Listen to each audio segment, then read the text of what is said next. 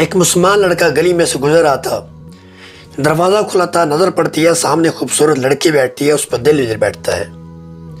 اب یہ گھر جاتا ہے، اس کا ذہن اسی طرف لٹکا رہتا ہے، تصور میں وہی تھی۔ دوسرے دن پھر گلی میں آتا ہے، پھر دروازہ کھلاتا ہے، پھر اس کا چہرہ دیکھتا ہے۔ اب یہی اس کی روٹین بن گئی۔ اس کے دل میں دن بدن عشق گامزن ہو رہا تھا۔ جب اس نے تھوڑا سا تجسس کیا، پوچھا، پتہ چلا کہ میں تو مسلمان ہوں لیکن وہ لڑکی مذہباً عیسائی ہے۔ اب آہستہ آہستہ چرچا ہونے لگا۔ جب بات پھیلی تھی وہ عیسائی اثر و شوق والے تھے، تو اس وقت انہوں نے یہی سمجھا کہ ہونا تو یہ چاہیے، اس کو یہاں سے بھگا دینا چاہیے۔ اب جب یہ لڑکی کو پتہ چلا جو عیسائی تھی، اس نے کہا مجھے بھی دیکھنا چاہیے کون ایسا عاشق آ گیا میرا۔ اس کی نظر پڑتی ہے تو وہ بھی اس پہ عشق دے بیٹھتی ہے، دل ہار بیٹھتی ہے۔ اب دونوں کے اندر آگ تھی، لیکن اس لڑکے کو اس گاؤں سے نکال کر دوسرے میں بھیج دیا گیا۔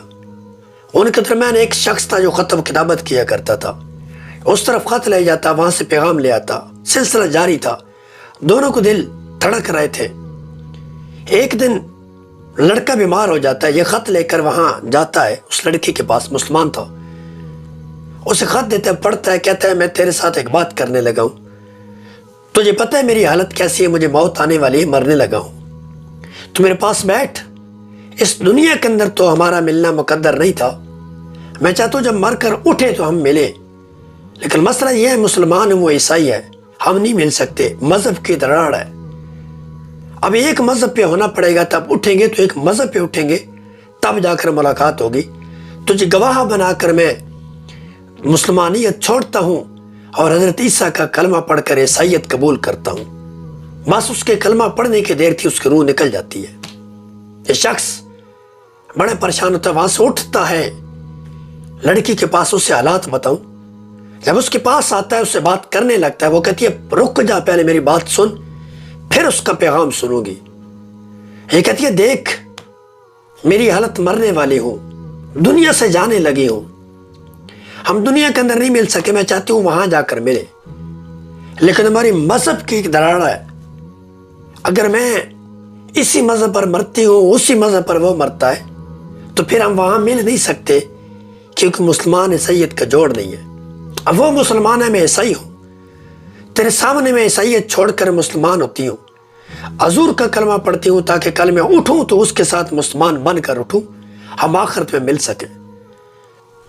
کلمہ پڑھنے کی دیر تھی، روح نکل جاتی ہے، مر جاتی ہے۔ اب عشق دونوں کو تھا، لیکن ایک کو عشق تار گیا اور ایک کو ڈبو گیا، اندھا کر گیا ایک کو۔